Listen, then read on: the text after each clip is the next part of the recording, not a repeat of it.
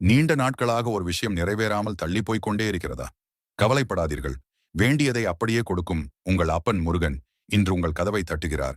6 வாரத்திற்குள் உங்கள் கோரிக்கை நிறைவேற இதோ ஒரு சக்தி வாய்ந்த மந்திரம்.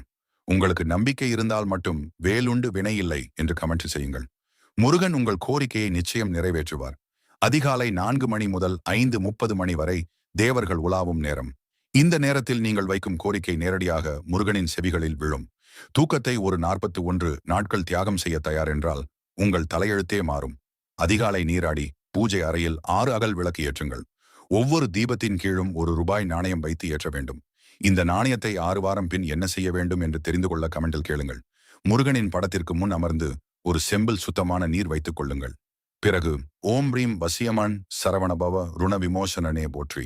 இந்த மந்திரத்தை தினமும் 27 முறை அல்லது 108 முறை சொல்லுங்கள்.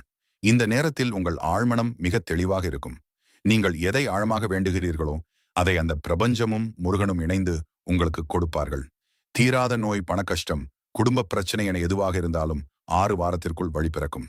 நாளை அதிகாலையே இந்த மாற்றத்தை தொடங்குங்கள்.